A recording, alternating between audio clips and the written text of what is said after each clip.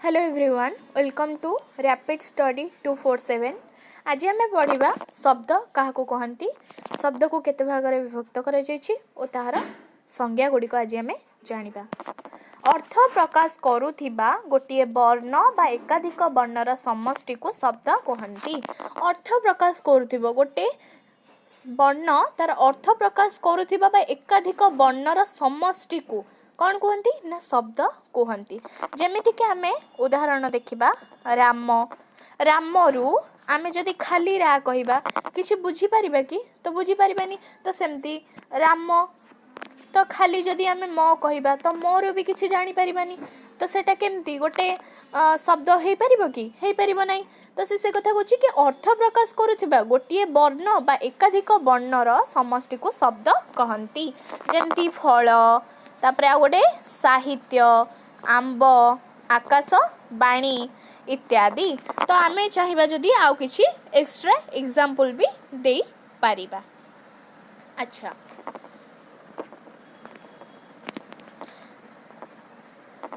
तापरे एबे आमे जानिबा शब्द को केते भाग रे आमे विभक्त करिसंती। शब्द को आमे चारि भाग रे विभक्त करिसंती। गोटे होची तत्सम सेकेंड रे तद्भव थर्ड रे देशज फोर्थ रे वैदेशिक। अच्छा तत्सम कहले आमे कौन बुझिबा। तत्सम कहले आमे बुझिबा कि तत्सम अर्थ तत् संस्कृत तत्र अर्थ कौन संस्कृत रु आसुची जहाले भी तो से को कहउचंती कि तत्सम अर्थात तत् सम। संस्कृत भाषा सबू भारतीय भाषार जननी। आम भाषा ओडिया संस्कृत भाषार निकटतर। संस्कृत भाषा रे जो शब्द व्यवहार करा जाए अविकल भाव में सही शब्द गुड़िकर ओडिया भाषा रे व्यवहार करा जाए। संस्कृत भाषा रे आमे जो सब माने शब्द गुड़िक व्यवहार करूचंती ताको अविकल जदि ओडिया भाषा रे आमे व्यवहार करिबा तो सही शब्द गुड़िक आमे कहबा कोन तत्सम शब्द कहिबा। आमे शॉर्ट रे बुझिबा को गले कि आमे व्यवहार करूथिबा अविकल शब्द संस्कृत शब्द गुड़िक आमे तत्सम शब्द कौन कुहा जाई थाए। फॉर एग्जांपल आमे देखिबा गोटे एग्जांपल जेमति कि नदी नदी तो तार तद्भव तद्भव कहले आमे कोन बुझिबा ना संस्कृत बा तत्सम शब्दर सृष्टि शब्द को तद्भव बा अपभ्रंश शब्द कहा जाता है। तद्भवर अन्य नाम होची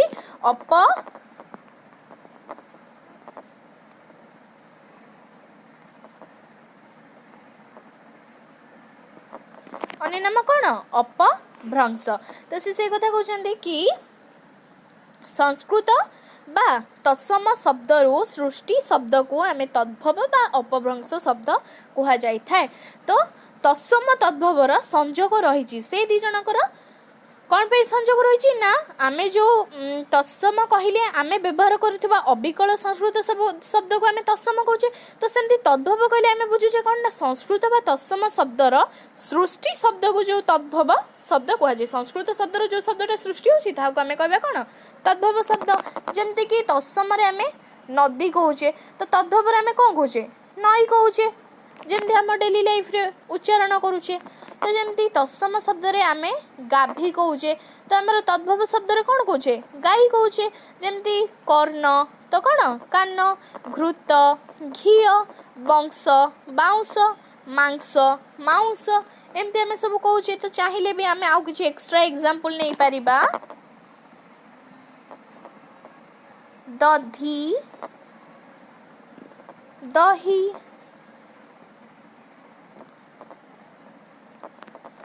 सेमती कुमारी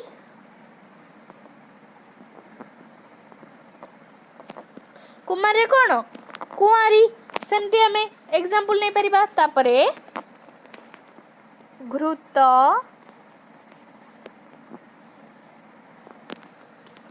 घी सेमती आमे सब कौन नहीं परिबा तत्सम और तद्भव भितर एग्जांपल। अच्छा एबे हमें बुझिबा देशज शब्द काहाकू कुहा जाए। जार मूल रूप आमको एबे पर्यंत जना नहीं बा से शब्दर मूल रूप क्यों आसी कौन से शब्द को आमे देशज शब्द कही थाउ जमती जार मूल रूप आमे एपर्यंत भी जानी नाहंती आ से शब्द कोठो आसी कोठो सृष्टि हेची तार मूल रूप सेटा भी आमे कौन जानी नाहंती तो ताकू कहिबा आमे देशज शब्द। फॉर एग्जांपल अंटा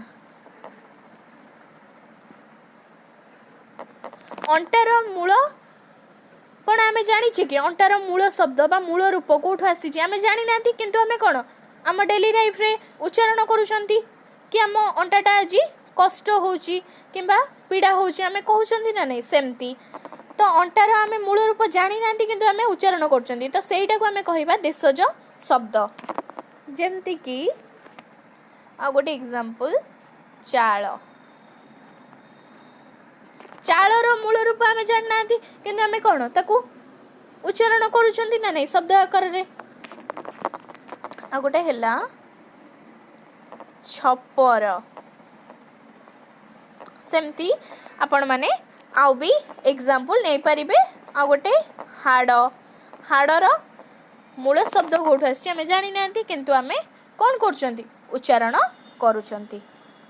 अच्छा देशज शब्द बुझी पाले जोठी भी जहार डाउट रहइबो कमेंट माध्यम रे जणैबे तो नेक्स्ट वीडियो आमे बनैले तो ता पूर्व आमे किछि डाउट क्लियर कर दबो।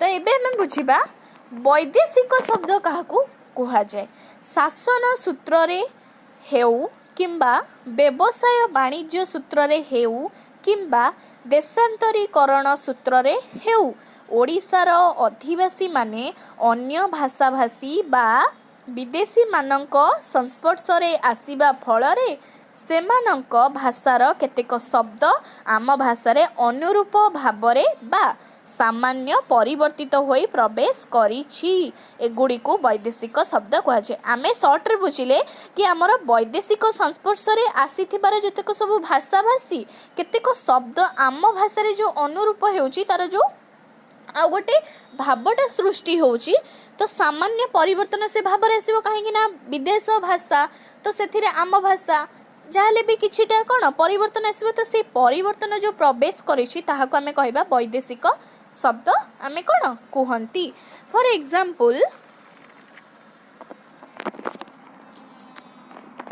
जेमते कि आमे गोटे एग्जांपल नबा देखा